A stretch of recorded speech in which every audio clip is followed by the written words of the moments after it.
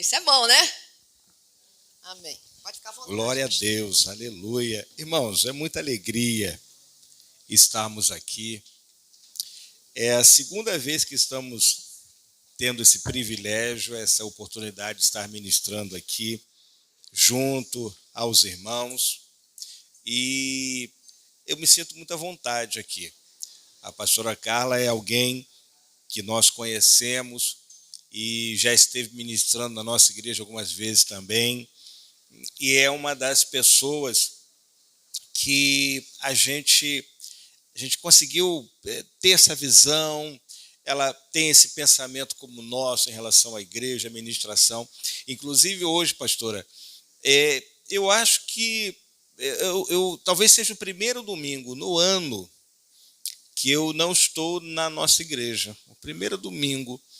E hoje, inclusive, quem está ministrando lá na Igreja Batista Chamar, no Alcântara, é o professor Rodrigo Antunes, pastor Rodrigo Antunes, que estará ministrando aqui, a partir da semana que vem, a aula Introdução à Teologia, uma pessoa de Deus, um homem de Deus, e o seminário, como a pastora Carla falou, seminário interdenominacional.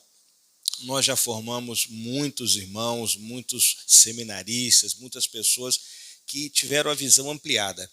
É interessante que ontem eu estava saindo ali da igreja, estávamos próximos ali, e parou um aluno, uma pessoa de moto, com um capacete, e ficou parado, levantou assim a metade, olhando assim, aí ele levantou: pastor, vou tirar de ver para você me reconhecer. Reconheceram um aluno nosso, a palma de capacete não dá para conhecer. E ele falou, ele está na segunda ou terceira aula, não me lembro bem, e eu perguntei: você está gostando? E ele foi com a esposa dele. Ele deve estar ouvindo a gente, quando ele ouvir, ele vai lembrar. E ele falou: pastor, alô, eu assisti a primeira aula, e a Patrícia falou: olha, assiste a aula, vocês vão gostar. Inclusive era o pastor Rodrigo que estava ministrando a aula. E ele falou: pastor, no intervalo eu falei para minha esposa: nós vamos ficar aqui, nós vamos estudar, nós vamos aprender a palavra de Deus. E ele falou: nessas poucas aulas Deus já me deu um entendimento, a minha mente está ampliando, e é isso que o seminário interdenominacional trabalha, faz. A ideia nossa é estudar a Bíblia, a palavra de Deus. Não é bandeira denominacional, não é nenhum tipo de doutrina específica de igreja, mas a doutrina da palavra de Deus. Então nós estaremos na próxima semana, sem ser essa outra segunda-feira, dia 4, não é isso? Começando o seminário teológico aqui, Polo Cairóis. Eu tenho certeza que será bênção para esta igreja, assim como foi para a nossa, está sendo bênção para a nossa igreja até o dia de hoje, e para muitas e muitas pessoas que se formaram, muitos pastores. Nós temos pastores estudando conosco, em que o foco é a administração da palavra de Deus. Tem apostila, os pastores, professores são pastores, são formados em teologia. Então são pessoas que Deus, ouça bem o que eu estou dizendo aqui, depois você me cobre. O momento que você começar o seminário, e algum tempo depois, alguns meses depois, eu tenho certeza que você vai falar: meu Deus, como Deus tem abençoado a minha vida, e eu tenho aprendido mais a palavra de Deus. Porque a ideia não é fazer um estudo local, a pastora falou muito bem, a ideia é ampliar, é a palavra, a ministração. Eu tenho certeza que todos nós seremos muito, muito abençoados aqui, em nome de Jesus. Amém? E eu quero dizer, a minha esposa, a Patrícia, ela que cuida de toda a parte burocrática do curso, a secretária do curso também, trabalha na coordenação do curso conosco, ela está bastante, não tem nem mais os sintomas gripais, mas ela está com muita dor no corpo, está deitada o tempo todo, e a gente veio aqui representá-la. E se você tiver alguma dúvida, quiser nos perguntar após o culto, fique à vontade, estamos aqui para poder tirar qualquer dúvida, fazer esclarecimentos que houver necessidade. Mas eu quero convidar você a abrir a sua Bíblia comigo, porque, irmão, Eu não sei quanto a você, mas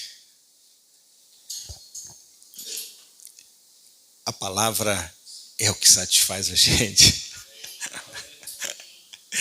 Pastora, eu sei como a senhora se sente sentadinha aí, porque é tão bom quando no dia de domingo a gente recebe alguém para ministrar a palavra. Que bênção! Não é verdade? Então, é uma alegria. E eu digo para vocês, irmãos, a gente está onde sabe que Deus está e sabe que quem está é um homem e é uma mulher de Deus. Então, eu louvo a Deus por essa igreja e pela liderança da pastora Carla, porque nós conhecemos aquilo que ela tem pregado e aquilo que ela tem vivido. Amém? Porque nós pregamos com a nossa vida. E algumas vezes nós falamos, como falaremos aqui, mas a maior pregação é aquela que emana de nós, sem que nenhuma palavra seja dita. Amém? Então vamos falar hoje sobre... eu quero convidar você a abrir sua Bíblia em Atos, capítulo 19. Atos, capítulo 19, eu quero compartilhar com você, eu quero conversar com você. Deus falou, olha, conversa, fala, ministra. Eu quero conversar com você, falar aquilo que Deus colocou em nossos corações. E o que nós podemos dizer hoje, que Deus colocou aqui para compartilhar com os irmãos, é que nós não temos que conhecer Deus pela boca dos outros, não temos que conhecer Deus pelo milagre que Ele faz na vida dos outros, não temos que conhecer Deus por aquilo que Ele está fazendo à distância, mas nós temos que conhecer Deus por aquilo que Ele faz em nós, na nossa família, e nós temos que estar prontos para sermos usados por Deus, para abençoar outras vidas, porque nós somos chamados para isso. Eu quero convocar você para entender que esse ambiente aqui, que nós chamamos de congregação, não é um ambiente que a gente entra por aquela porta, senta nessa cadeira, ouve uma ministração, vai embora para casa e começa a semana e no domingo voltamos, mas nós temos que viver isso que nós ouvimos aqui. Nós temos que praticar isso que nós ouvimos aqui. E quero lembrar você que o culto não começa com a pregação. O culto começa desde o primeiro momento de adoração, quando você entra por aquela porta e quando você deixa tudo lá fora e fala, este momento é único e exclusivo do meu Deus. Talvez você não tenha conseguido fazer isso nos últimos dias ou horas. Não tem como deixar de fazer. Eu quero compartilhar algo que aconteceu e é isso que nós vamos nortear o nosso diálogo hoje naquilo que Deus tem a nos falar nesta noite. Então, Atos capítulo 19. Quem achou diz amém. Versículo 11. E por vezes eu vou perguntar a você, se você puder repetir comigo, eu vou frisar algumas coisas e você guarde isso que eu for frisando, porque lá na frente nós vamos voltar. E Deus, pelas mãos de Paulo, fazia milagres extraordinários. Repete comigo. E Deus, pelas mãos de Paulo, fazia milagres extraordinários, a ponto de levarem aos enfermos lenços e aventais de seu uso pessoal, diante dos quais as enfermidades fugiam de suas vítimas e os espíritos malignos se retiravam. Repete comigo. E os espíritos malignos se retiravam. E alguns judeus, exorcistas, ambulantes, tentaram invocar o nome do Senhor Jesus sobre possessos de espíritos malignos, dizendo, esconjuro-vos por Jesus, a quem Paulo prega. E os que faziam isso eram esses 7 filhos de um judeu chamado Seva, sumo sacerdote. Mas o espírito maligno lhe respondeu, conheço a Jesus e sei quem é Paulo, mas quem sois vós? Repete comigo, mas quem sois vós? E o processo de espírito maligno saltou sobre eles, subjugando a todos, e de tal modo prevaleceu contra eles, e que desnudos e feridos fugiram daquela casa. Chegou este fato ao conhecimento de todos. Assim, judeus como gregos, habitantes de Éfeso, veio sobre eles o nome, sobre todos eles, e o nome do Senhor era engrandecido. Senhor, nós queremos te agradecer. Espírito Santo, queremos te engrandecer nesta noite. Senhor, tu tens sido colocado aqui como primazia, como primeiro, como único. E nós queremos te entronizar aqui mais uma vez. Senhor, o motivo de estarmos aqui é a tua presença. O que fazemos aqui, fazemos por ti. O que dizemos aqui, dizemos por ti. O que buscamos aqui, buscamos em ti. Senhor, nós te agradecemos. Te louvamos, ó Deus, por estarmos aqui. Espírito Santo, neste momento, vá abrindo nosso entendimento, vá tirando toda a dispersão, vá repreendendo tudo que não provém de ti, e nós declaramos, Senhor, abençoa, e dizemos, fala, Senhor, que a tua igreja ouve, fala, Senhor, que os teus servos querem te ouvir mais uma vez, para honra e glória do teu nome, amém, Senhor, e amém, Jesus. Irmão, aplauda o Senhor bem forte, é para ele, é para Jesus, glória a Deus, aleluia, glórias a ti, Senhor, glória a Deus, aleluia. Irmãos, é tão bom, a pastora falou aqui no início, interessante, Deus havia colocado essa palavra no nosso coração, ela falou alguma coisa sobre isso. É tão bom nós estarmos vivendo aquilo que pregamos. Melhor ainda, é nós termos a percepção que se vivemos aquilo que pregamos, baseado naquele a quem servimos, e se quem servimos e temos comunhão com quem servimos, nós conhecemos a vontade dele, nós precisamos entender, comunhão gera a ação do Espírito Santo em nós, nos tornando agentes de milagres de Deus. É impossível, eu repito para você, é impossível alguém em plena comunhão não ser instrumento de Deus. Guarde isso no seu coração. O sintoma, e olhe que nem sempre nós nos sentimos agradados ou confortáveis com aquilo que Deus está nos dando para entregar ou fazer. Nem sempre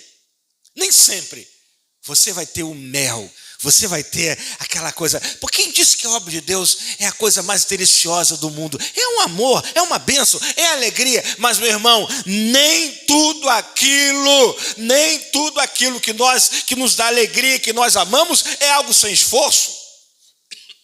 É igual a obra de Deus. Eu falava na igreja, quando nós inauguramos a nossa obra lá, irmãos, a obra de Deus é a coisa mais prazerosa de se fazer. A obra de Deus é a coisa mais linda de se realizar, mas o fato de ser linda, prazerosa, não significa que não demande esforço para você, não significa que você não vai suar, se cansar, mas a palavra fala que aqueles que estão com o Senhor têm as suas forças e energias restauradas, renovadas, é promessa de Deus. Vai se esforçar, mas não vai se fadigar, vai se cansar, mas não vai esmorecer, porque o cansaço não é um indicativo de fraqueza, é um indicativo muitas vezes que você está fazendo alguma coisa. Quem não faz nada nunca vai se cansar. Amém?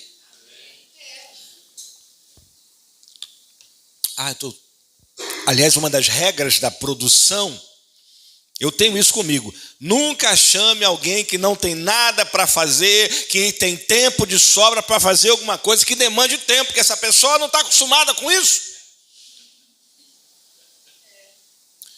Jesus não chamou quem estava de férias. Jesus não chamou quem estava de licença médica. Jesus não chamou quem estava de licença. Tem gente que tira um ano sabático, amém. Vou ficar um ano sem fazer nada. Tem que ter dinheiro, né? Para fazer primeiro, né? Porque eu vou dizer uma coisa: se eu parar uma semana, Começa a ter um negocinho chamado, começa umas listrinhas assim, chamado boleto, luz, telefone, não sei o que, condomínio, fica batendo lá, ó, eu não tiro férias não. Se você tirar férias, você lembra de uma coisa, as suas contas não tiram férias. Espiritualmente falando, quando nós queremos tirar férias de Deus, ou tirar férias das coisas de Deus, eu vou te lembrar, Satanás, o inferno não tira férias. E tem gente que acha que precisa de tempo para servir a Deus, precisa de um tempo da família. Tem gente que vive o tempo todo, por exemplo, pastora Carla, eu não vou poder ajudar na obra porque eu estou me preparando para casar. Aí casa, pastora Carla, eu não vou poder ajudar agora porque eu estou envolvido no meu casamento, casado de pouco. Aí daqui a pouco não vamos poder ajudar porque nós estamos grávidos. Não, pastor, agora não dá porque vai vir um bebê. Pastor, o neném tem 4 aninhos, não dá para ficar indo para a igreja com esse frio. Ah, pastor, o menino é adolescente, eu tenho que ficar acompanhando ele. Aí daqui a pouco, não, tem que fazer o casamento do menino, da menina. Aí daqui a pouco você aposenta. Aí Deus faz algumas coisas e perde a saúde e não consegue mais servir a Deus. Eu não busco o melhor tempo para servir a Deus. O melhor tempo é agora. Uma vez eu ouvi o pastor Renato Mack. A pastora Carla conhece ele. Ele estava refletindo, ele pregou a nossa igreja, começou a falar, gente, pastor Renato foi um homem que implantou mais de 30 igrejas, ganhou seguramente milhares de almas para Jesus.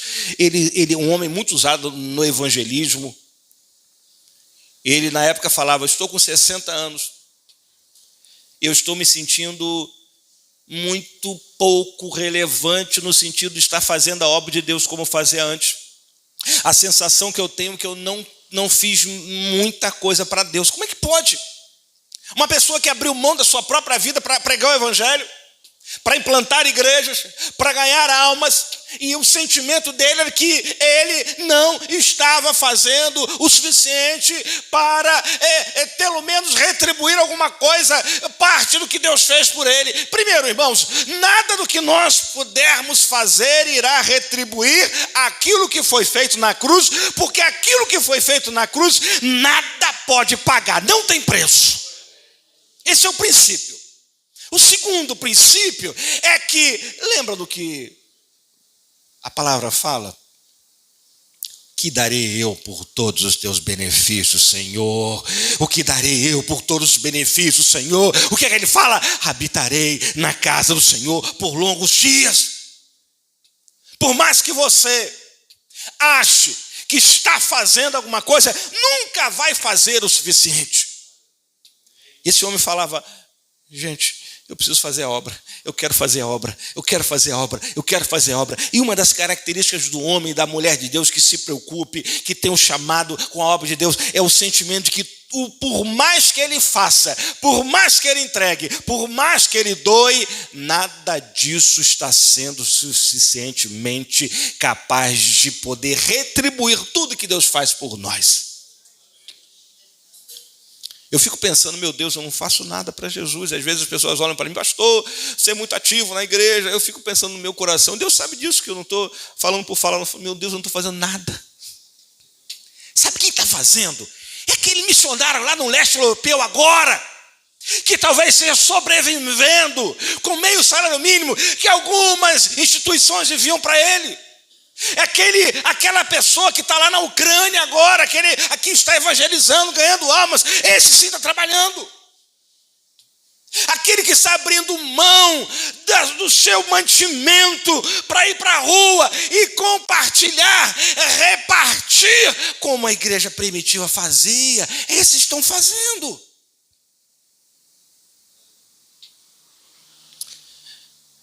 Que darei eu por todos os seus benefícios. Quando ele fala, habitarei na casa, ele está dizendo o seguinte, eu manterei a comunhão com meu Deus em gratidão por tudo aquilo que ele fez, tem feito e vais fazer pela minha vida. A maior prova de agradecimento por aquilo que Deus fez e faz e vai fazer é manter a nossa fidelidade direto ligado a Ele.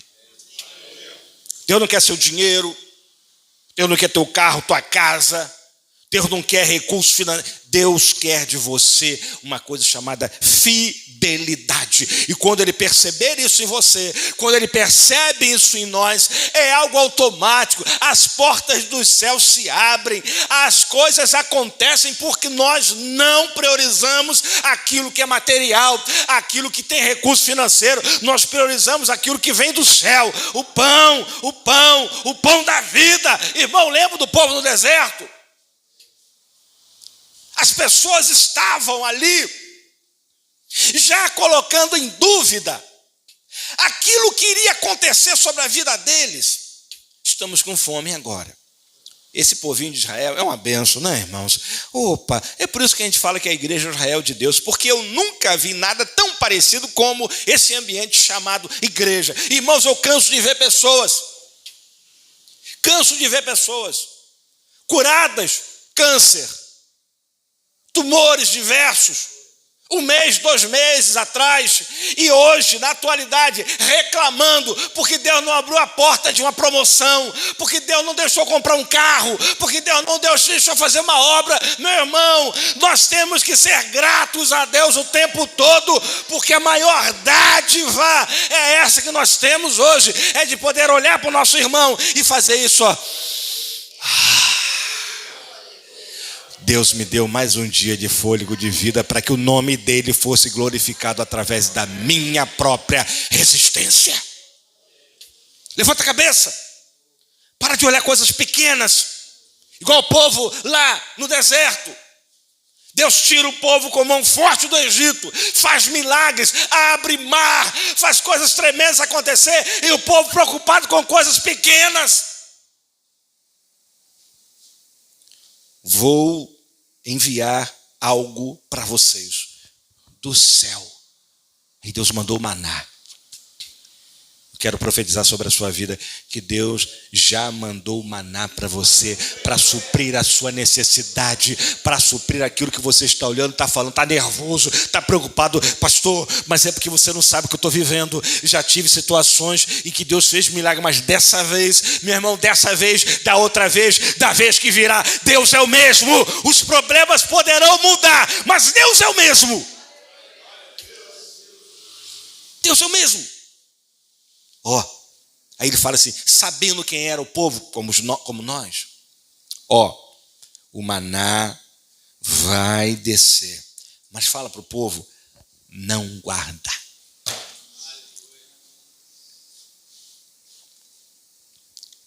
Como é que é? Não guardar, mas como é que pode? E amanhã? E amanhã? Dia de amanhã pertence a Deus. Eu quero lembrar isso para você.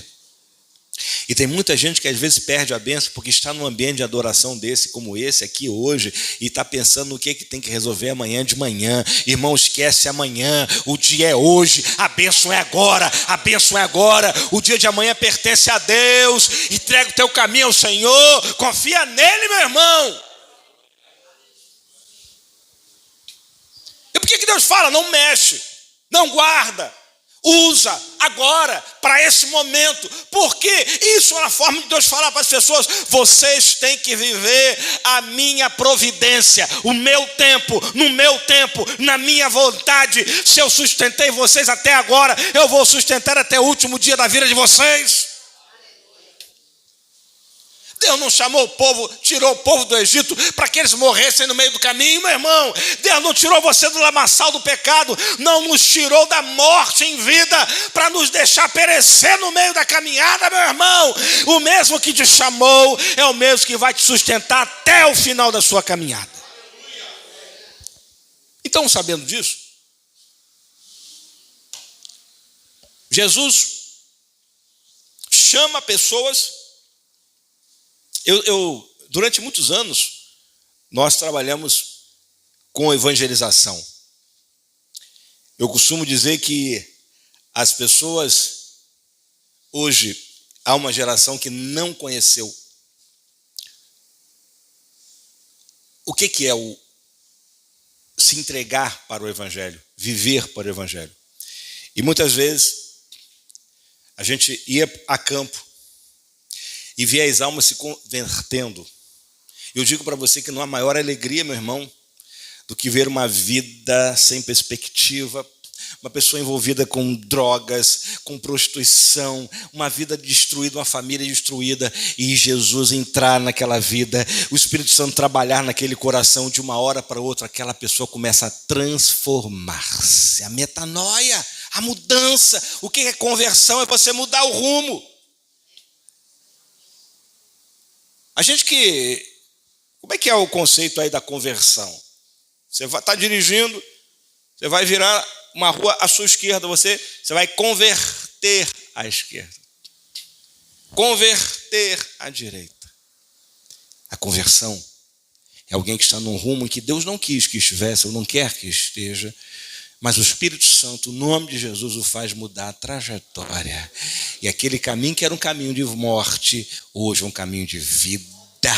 De como a palavra fala, gozo, paz, alegria no Espírito Santo. A nossa alegria não é por causa de governo, meu irmão.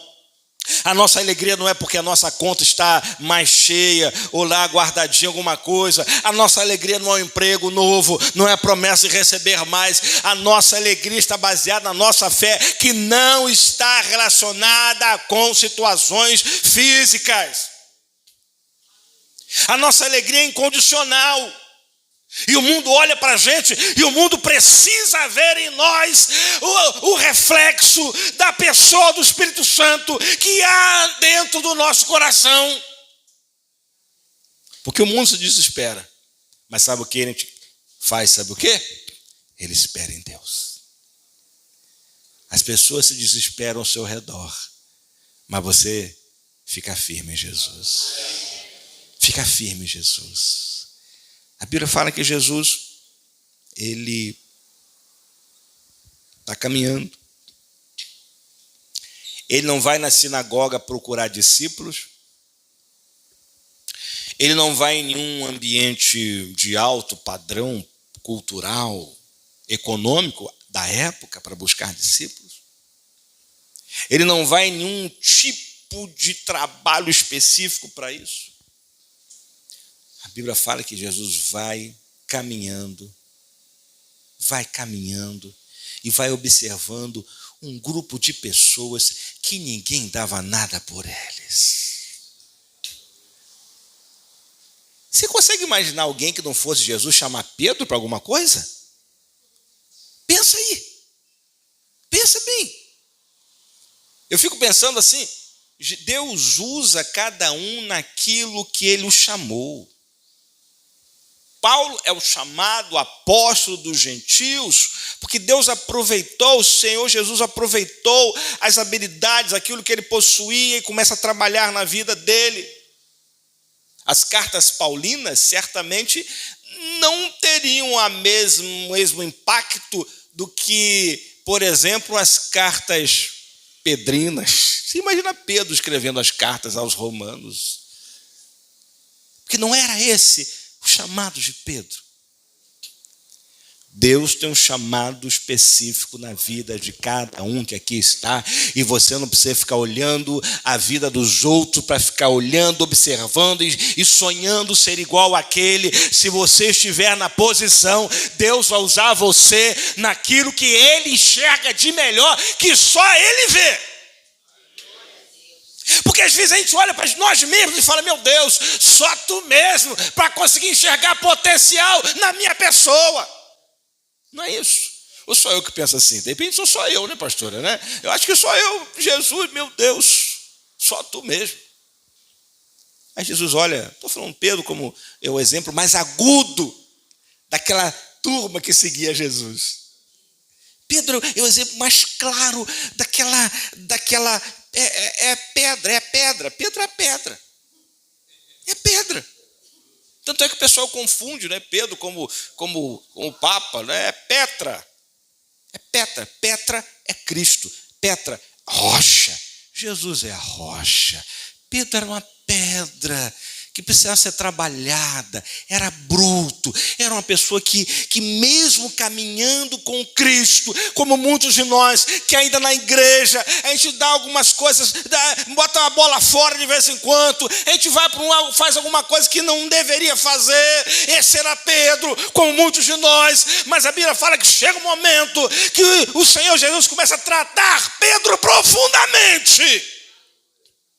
E Pedro verdadeiramente só conhece Cristo quando ele vê o Cristo crucificado. E hoje, irmãos, esta igreja, a igreja de Cristo no século 21, tem que conhecer o Jesus crucificado, que morreu, ressuscitou por nós. E um dia Jesus tratou Pedro: Pedro, tu me amas? Te amo, Jesus. Então, meu filho, começa a se preparar e exercer aquilo que eu coloquei nas suas mãos para você. Por isso que ele fala 3 vezes: tu me amas? Amo. Toma passeia nas minhas ovelhas, meu filho. Tu me amas? Senhor, eu amo. E depois, tu me amas? Amo, Senhor. Tu sai, começa a chorar igual um bebê. Aí Jesus lembra ele. Quando Jesus fala apacenta, Jesus estava lembrando a Pedro o chamado dele. Talvez muitos de nós estejamos esquecendo o nosso chamado, porque tem entrado outras coisas no meio do caminho. É um projetinho, é uma coisinha nova, é um recurso que vai entrar, é um tempinho para outras coisas. É um projeto aí legal, bom, interessante, mas nada é bom, interessante, suficientemente capaz que justifique o seu afastamento da presença de Deus.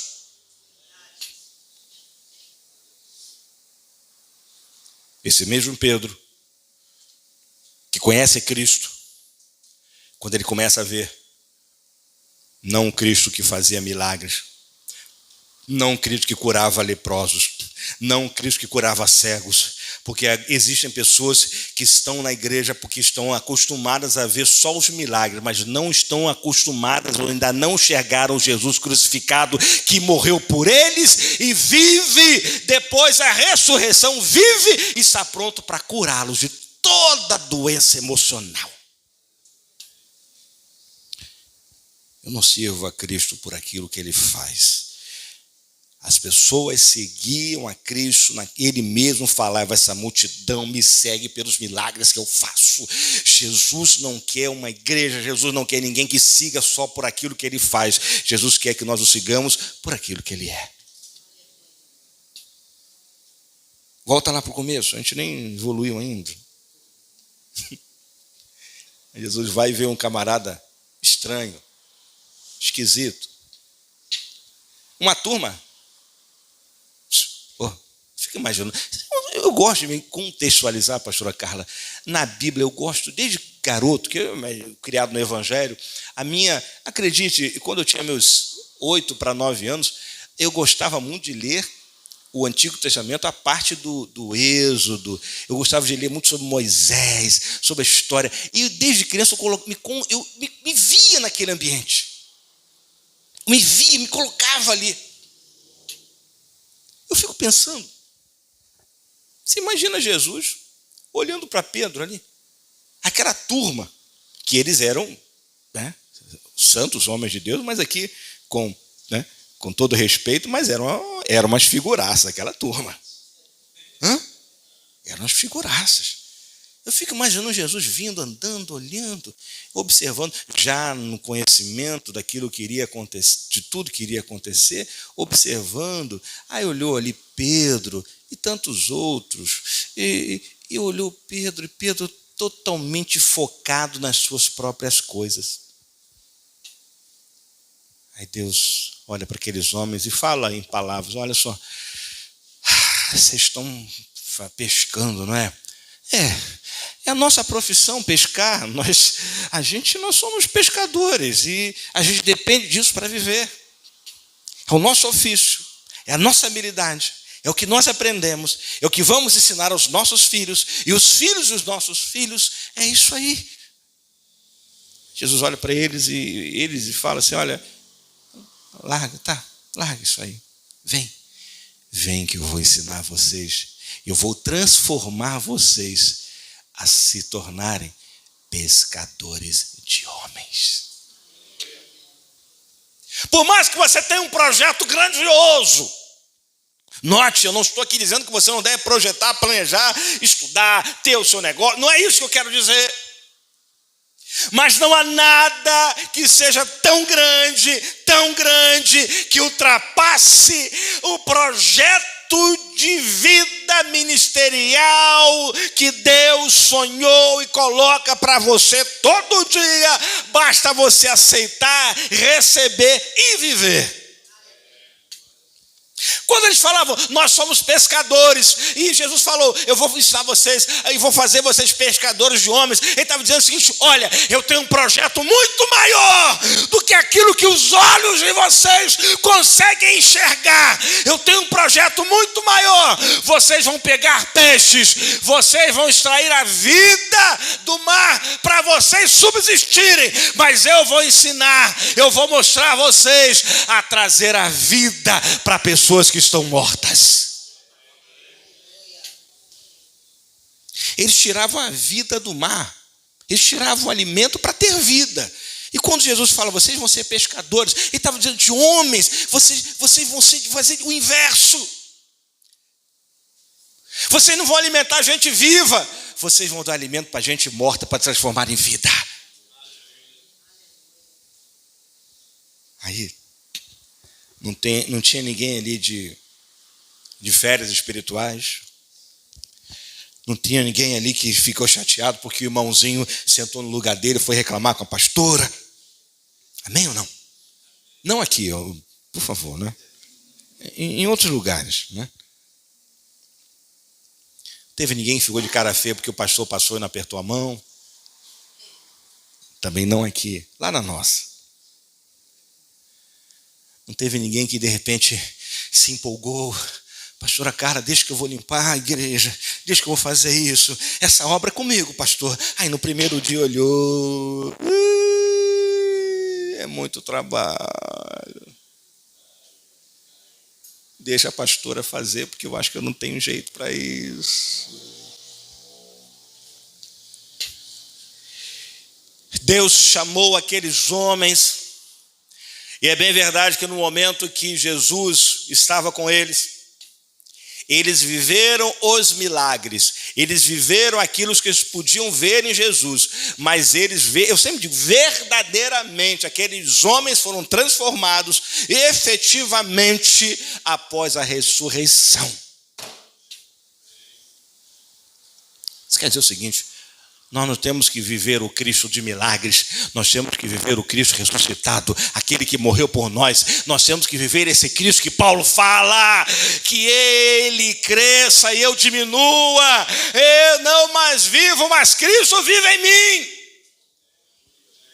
Esse é o Cristo crucificado, esse não é o Cristo dos milagres, porque eu não preciso de milagre quando eu entendo que a minha própria vida é um milagre.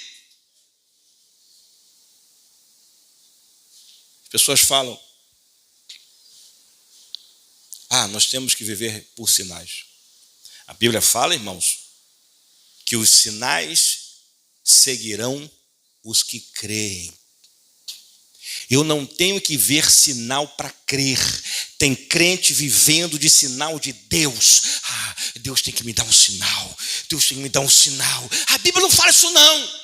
Os sinais seguirão os que creem. A fé é necessária para que eu veja o agir de Deus e não o contrário. Eu não vivo por vista, eu vivo por fé. Eu não vivo. Tem gente que acha que pastor Joilson, pastora Carla, lá da nossa igreja, ele é chefe de cozinha. Ele tem buffet, faz casamentos, um baita profissional. E ele mesmo gosta de fazer. E eu costumo brincar com a diaconisa Carla, esposa dele, porque de fora tudo é bênção, amém, irmão? De fora tudo é uma maravilha. Poxa, o carro do irmão é tão bonito. Vai lá, fralda no chão, coisa caída. Aí eu brinco assim, Poxa, eu fico imaginando a casa, brincando, ironicamente, brincando mesmo com ele, mexendo com ele. Eu fico imaginando a casa de vocês dois. Cada dia deve ser um prato diferente. Suflê de camarão na segunda, bacalhau gratinado na terça, feijoada na quarta, arroz à piamontese com medalhão na quinta. Deu fome, irmãos? Amém? Oh, aleluia! Aí ela brinca assim, falando sério, né? Brincando, mas, pastor, não é assim não. Tem dia que eu tenho que ir para a cozinha fazer um arrozinho com uma coisinha para a gente comer, porque não dá para fazer, não é assim todo dia. A gente tem que parar de se iludir com as coisas que estão apresentando para a gente. A gente tem que parar de se iludir com a vida fácil que algumas pessoas estão pregando, que o evangelho pode proporcionar.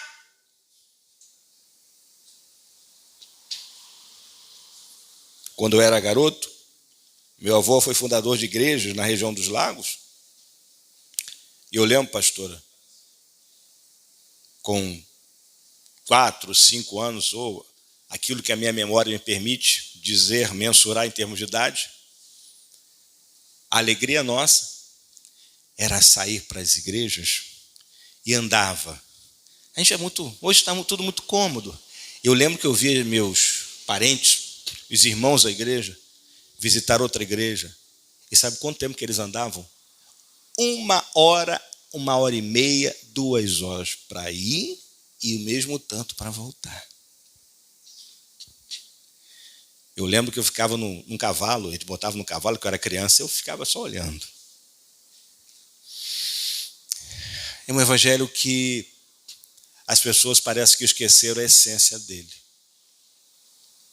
E se eu não entender que eu não me beneficio do evangelho, porque o maior benefício já foi me entregue na cruz do Calvário pelo Senhor Jesus Cristo, que me amou desde o princípio, eu preciso entender que eu sou parte integrante desse processo em que eu tenho que me doar para que a obra do Senhor aconteça. Aqueles homens chamados por Deus, pelo Senhor Jesus, alguns meio desengonçados, alguns com a fé um pouco abalada, e olha, não se sinta pior das pessoas se, por exemplo, você estiver com algum processo em que a tua fé está meio para baixo. Mesmo depois da ressurreição, ainda teve gente que não acreditou em quem era realmente Jesus. Você lembra disso?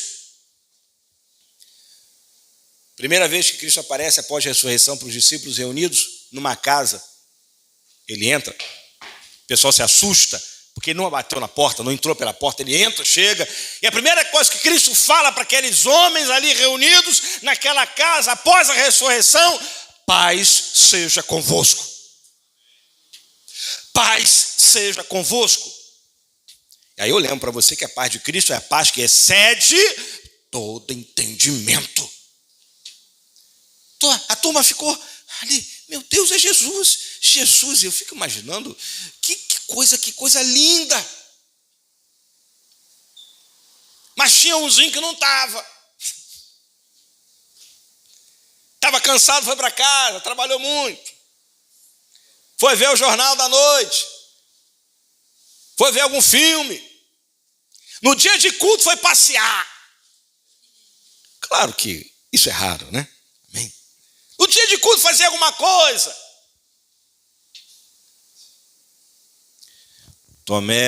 Tomezinho, perdeu a bênção naquele dia. E quando as pessoas falaram para ele: rapaz, Jesus estava lá e você não foi. Ah, não acredito. Porque a gente acha que as coisas só acontecem quando a gente está. Porque a gente acha que o poder de Deus na igreja só vai cair se a gente for. Mas às vezes a gente está perdendo, porque Deus derramou sua glória exatamente no dia que a gente for fazer outras coisas e não está adorando a Ele.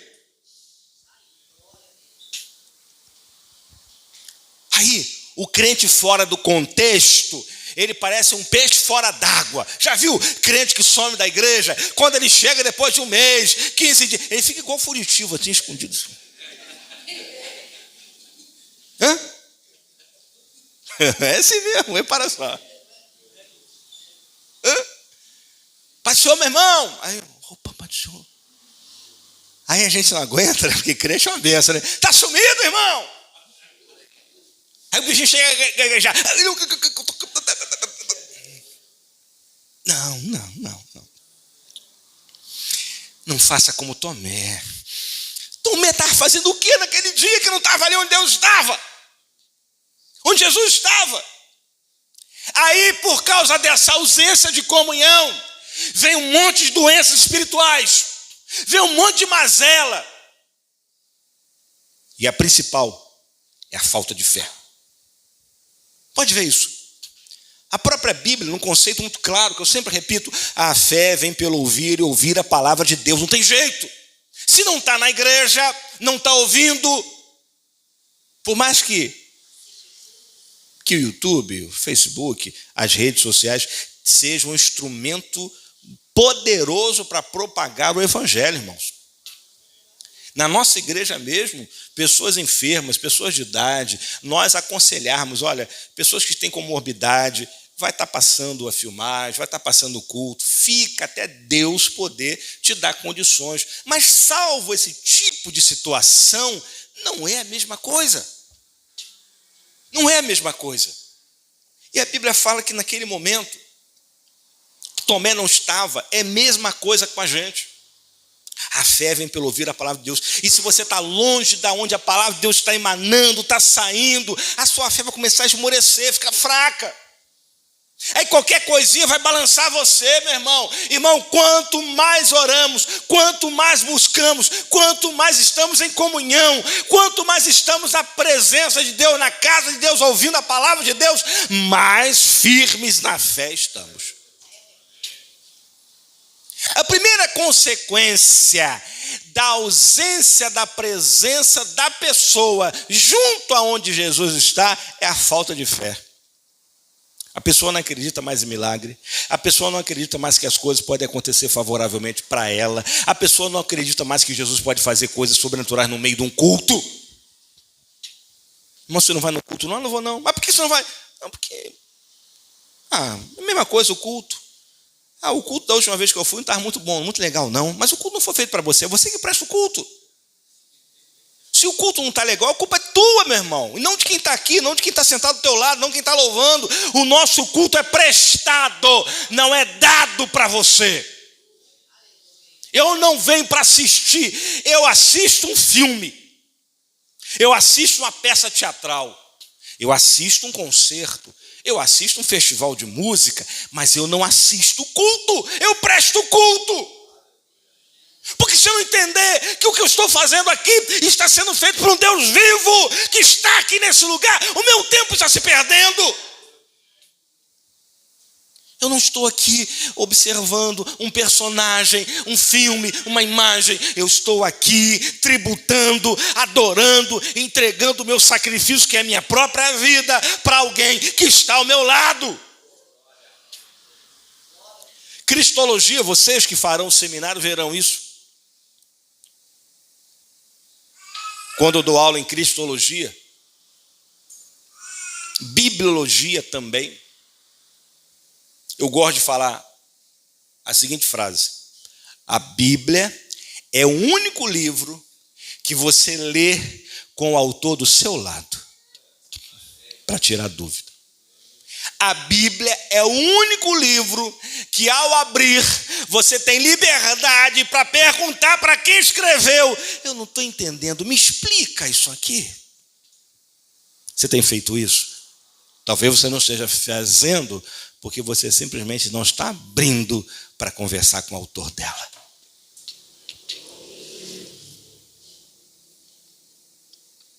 Consequência da presença de Deus. A hora está indo embora, pastora Carla, não vai dar para a gente... Consequência da presença de Deus na vida de alguém. Pastor, eu estou fraco. Bom, eu sempre falo isso lá na igreja. Irmãos, eu só entendo uma fraqueza espiritual se isso for derivado, talvez, algo patológico, né? Agora, a pessoa que está dentro da igreja, está dizendo que está fraco, vendo por ele, tem alguma coisa errada. Está acontecendo alguma coisa. Porque o primeiro sintoma, a primeira característica de alguém que anda com Deus, que ouve a palavra de Deus, que vive com Deus, está aqui no versículo 11. Eu declaro isso para a sua e para a minha, para a nossa vida. Qual é, pastor? Essa aqui, ó. E Deus, pelas mãos de quem? Pelas mãos de Paulo, fazia o quê? Milagres extraordinários. Irmão, olha só.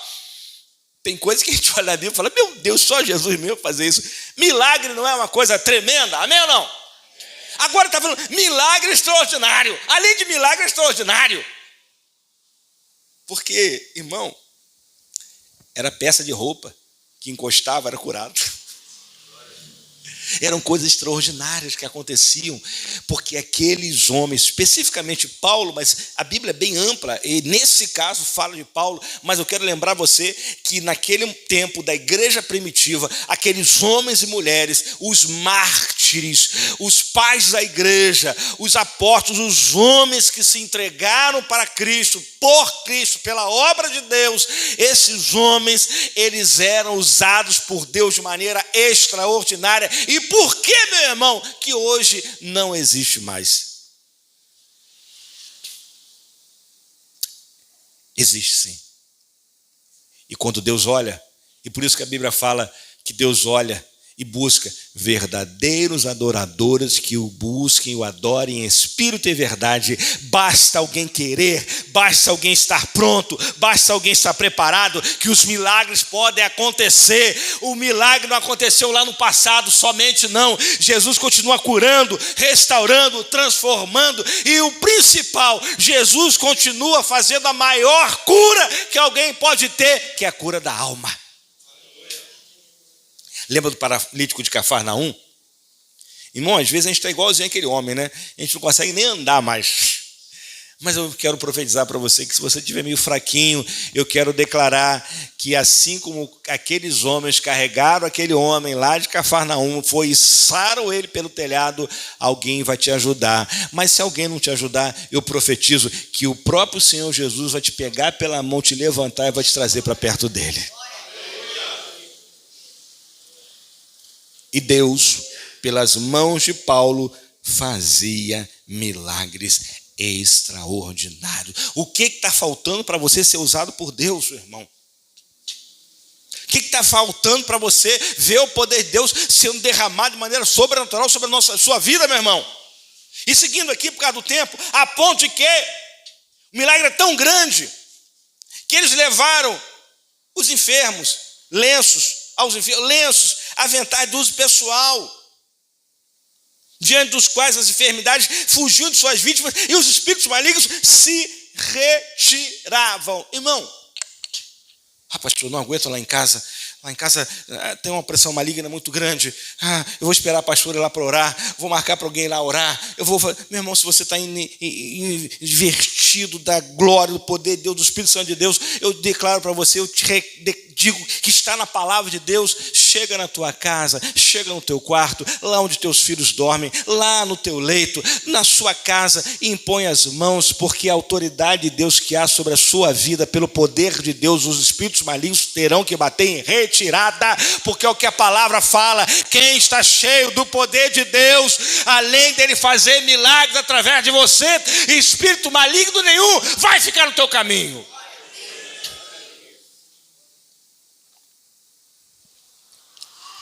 Se bem que tem uns crentes com medo até de trabalho de encruzilhado.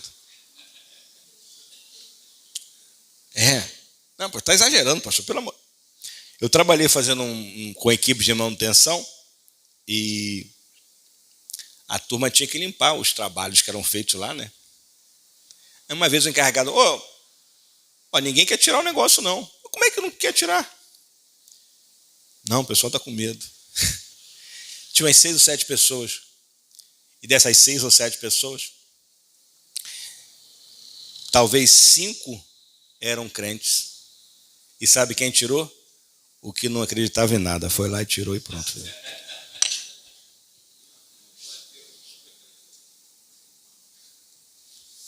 Cadê os crentes?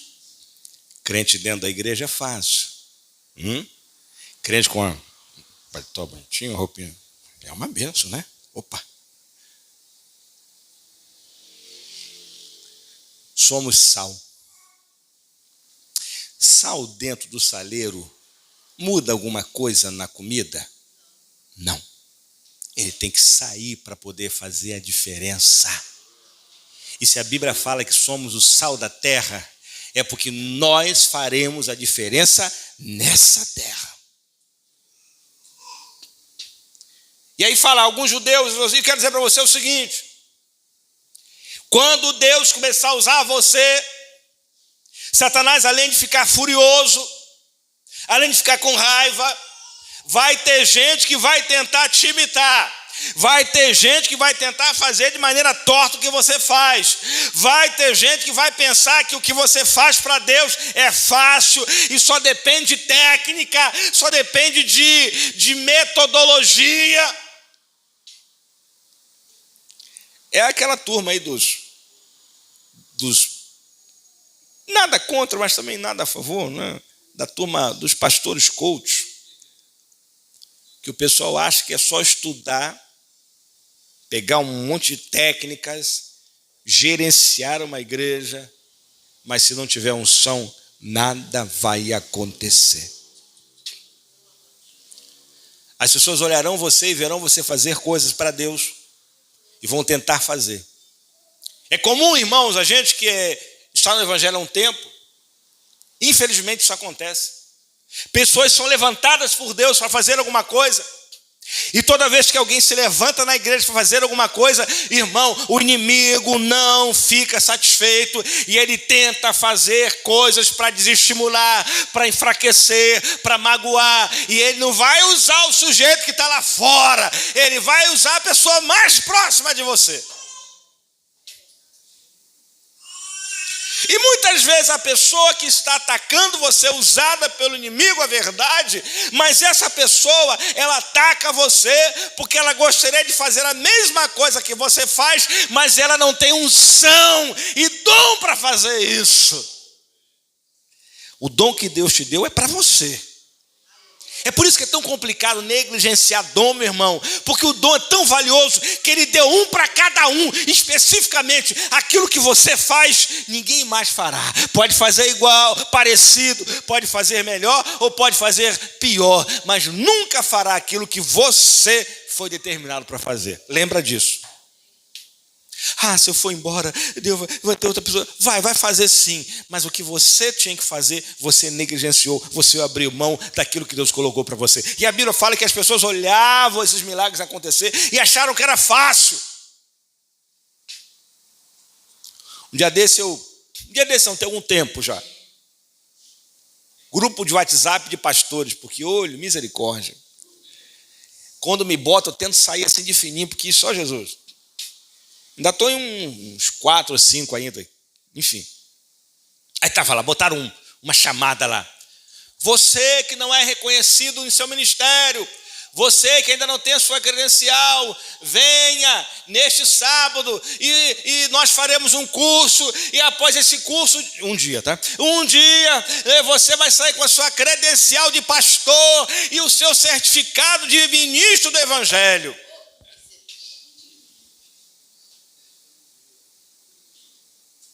Claro que tinha que dar uma taxazinha, né? Opa! De graça, só chuva e graça de Deus. As pessoas vão tentar imitar o que nós fazemos, porque dom é dom e não adianta. Elas tentarão. E a Bíblia fala que tentaram imitar Paulo. Versículo 13. E alguns judeus exorcistas ambulantes tentaram invocar, ou seja, eles eram profissionais, irmãos. Aqui, alguns judeus exorcistas ambulantes. Isso lembra alguma coisa, não? Essa turma aí que anda aí pregando o evangelho, vivendo aí um evangelho de facilidade, de comércio, merchandising.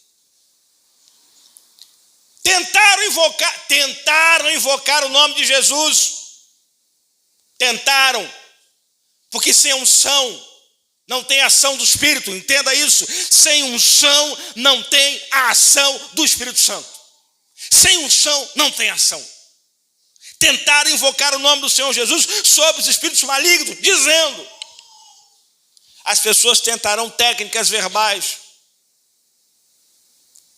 Conjuro-vos por Jesus, a quem Paulo prega. Opa! Porque viram Paulo pregar. Viram Paulo pregar. Ouviram falar de Paulo, mas não viviam o Deus de Paulo, mas não adoravam o Deus de Paulo, mas não viviam o ritmo de vida de santidade de Paulo.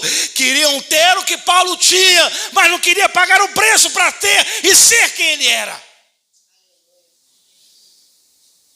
Pode até tentar ser o que você é, mas não vão conseguir pagar o preço que você tem pago para estar aqui neste lugar, na submissão, na graça, na bênção de Deus. Ainda que as pessoas te joguem pedras, mas fique firme no caminho.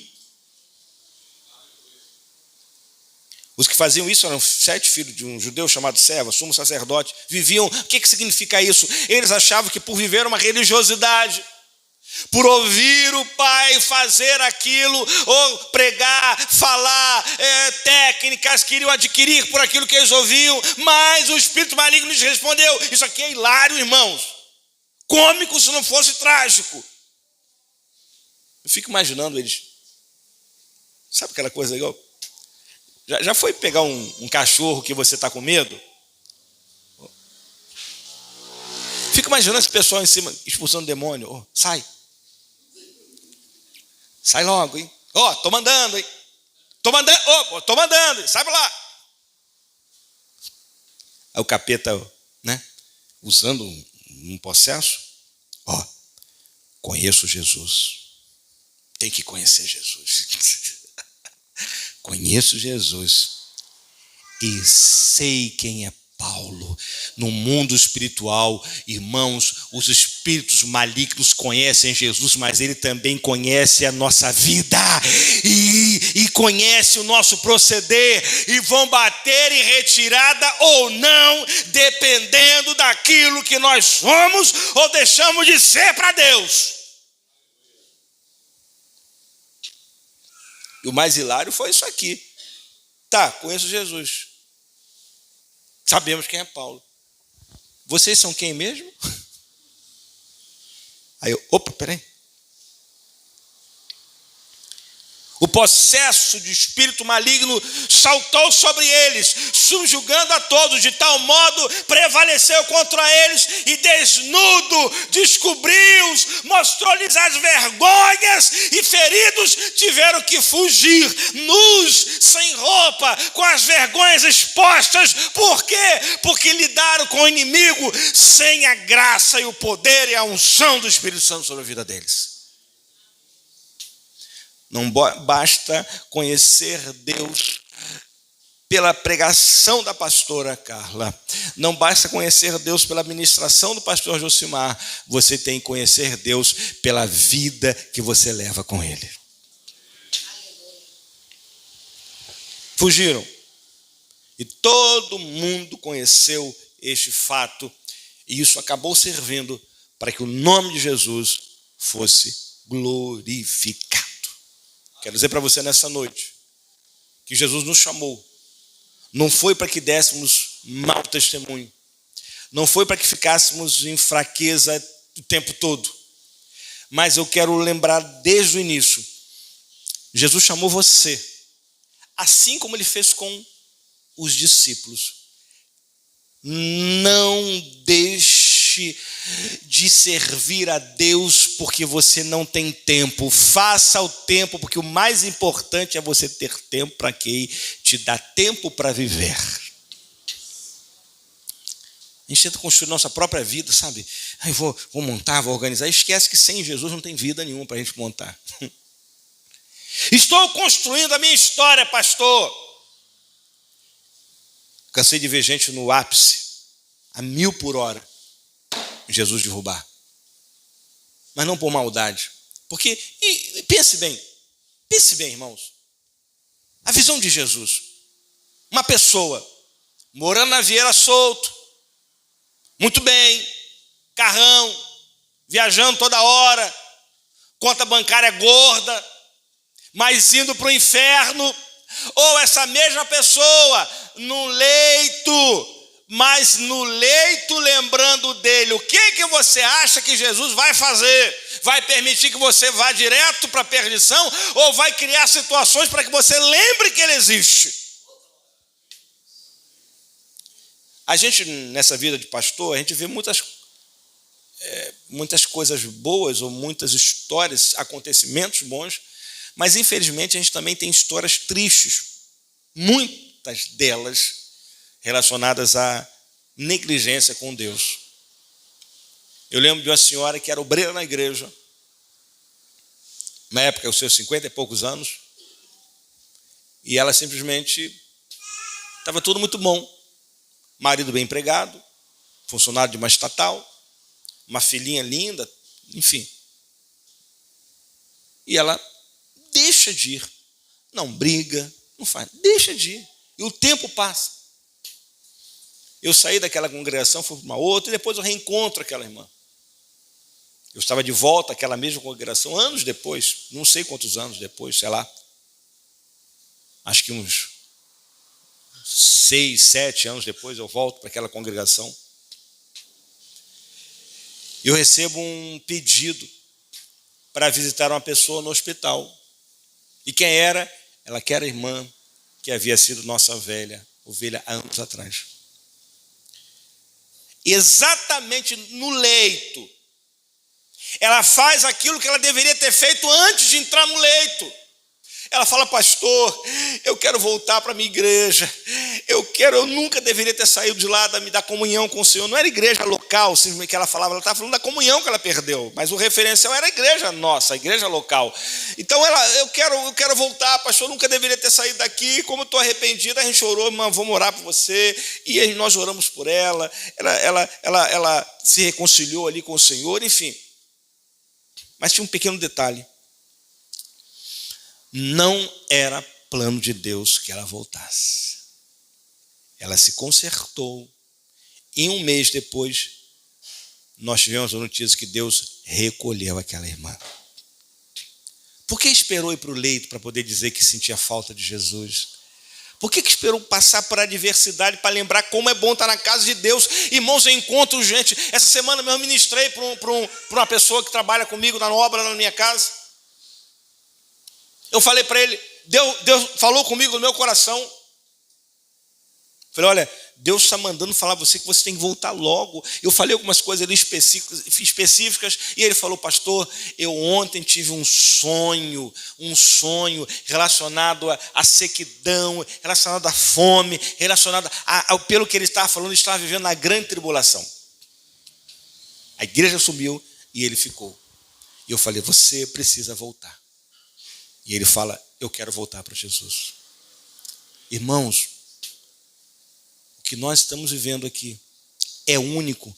E esse dia de hoje jamais se repetirá. Sabe a importância do nosso presente? Por isso que o nome é bem sugestivo, né?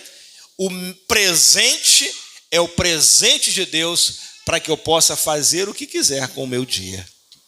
O passado não dá para mexer mais. O futuro, por mais que eu planeje, só vai acontecer aquilo que Deus permitir. E aquilo que é o maior presente, ligado ao meu livre-arbítrio purinho, é isso que nós chamamos de presente. Saiba o que você vai fazer com ele, porque Jesus te chamou para viver a vida que ele te deu com a morte de cruz. Quero convidar vocês a colocar de pé nesse momento.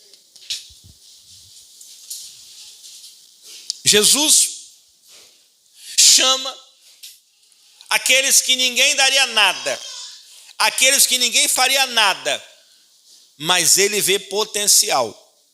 E Jesus está chamando você hoje para mudar a sua história.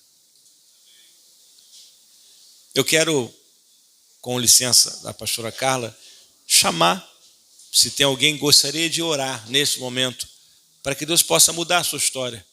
para que Deus possa trabalhar em você algumas coisas que você sabe que precisam ser trabalhados, para que você possa viver o sobrenatural de Deus, que o Espírito Santo possa trabalhar de maneira poderosa em você. Vem para cá, eu quero orar por você agora. Se tiver alguém, vem para cá rapidinho por causa do nosso horário. Vou retornar o microfone para a pastora Carla. Amém? Tem alguém que quer vir aqui? A gente vai orar agora para que Deus possa transformar.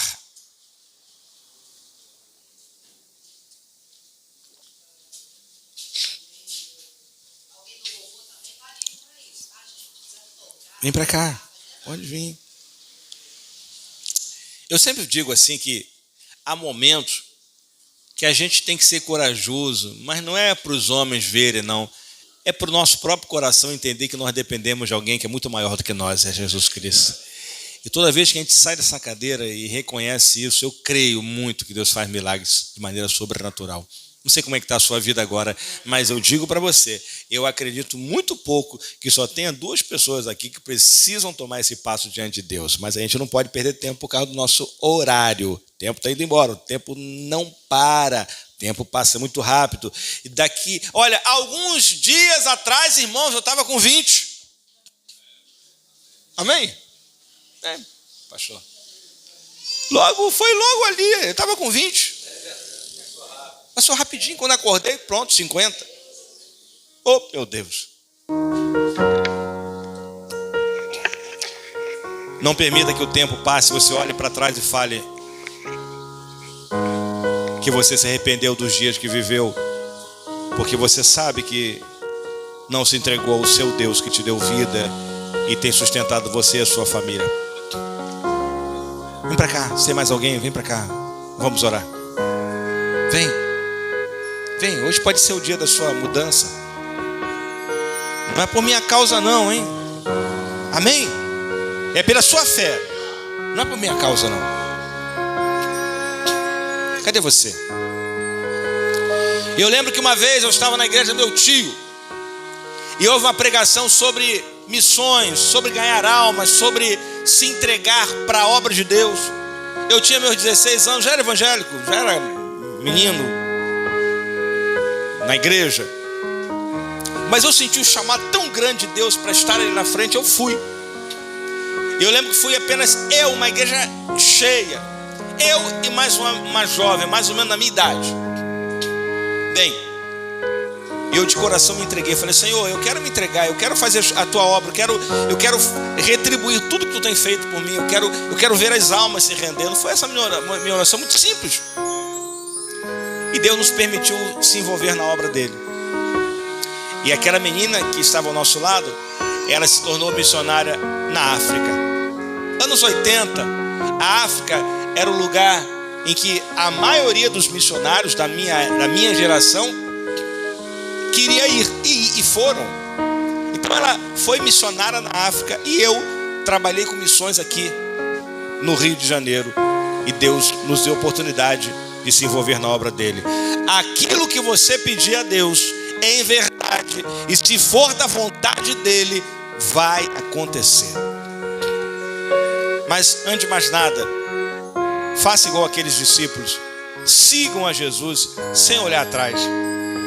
A mulher de Ló olhou para trás e ficou parada no tempo para sempre. Tem gente que está olhando para trás, está ficando parado no tempo e depois não sabe por que as coisas não andam. Olha para frente, segue o seu caminho, segue a sua rota, segue o seu rumo, porque Deus vai honrar a sua fé. Vamos orar, coloca a mãozinha no seu coração se você puder.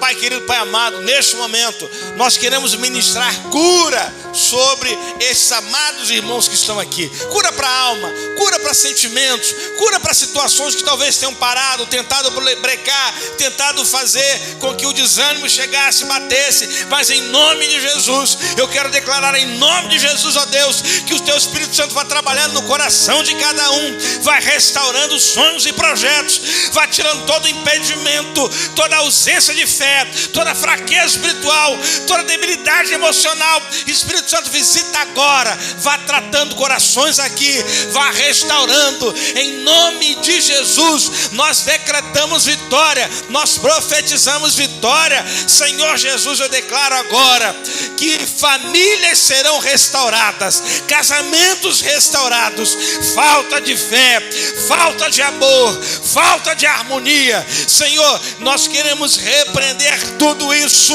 em nome de Jesus, ó Deus. Nós cremos no teu poder, nós cremos que tu está aqui nesta noite.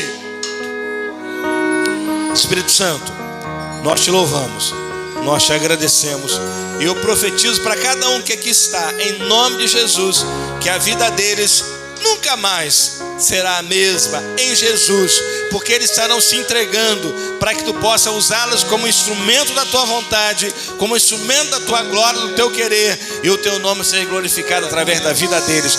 Que eles não te conheçam por intermédio de terceiros, que eles não te conheçam porque alguém falou, que eles não te conheçam de ouvir falar, mas que eles te conheçam pelas experiências que viverão com o teu Espírito, para a honra e glória do teu nome. Nós te agradecemos agora e sempre. Amém, Senhor, e amém, Jesus. Aplauda o Senhor. Deus abençoe você poderosamente, em nome de Jesus. Pode voltar para o seu lugar. Aleluia. Glórias ao nome do Senhor. Irmãos, que Deus te abençoe poderosamente. Que a gente não viva por aquilo que terceiros falam de Jesus, mas que possamos viver experiências sobrenaturais com Ele. Isso tudo para a honra e glória do nome dEle. Quero agradecer aqui mais uma vez ao espaço, ao púlpito, a confiança que nos foi dada, e contar com a presença dos irmãos na próxima semana, 4 de julho, 19 horas, Seminário Teológico, um projeto que eu tenho certeza que veio direto do coração de Deus para que vidas sejam edificadas.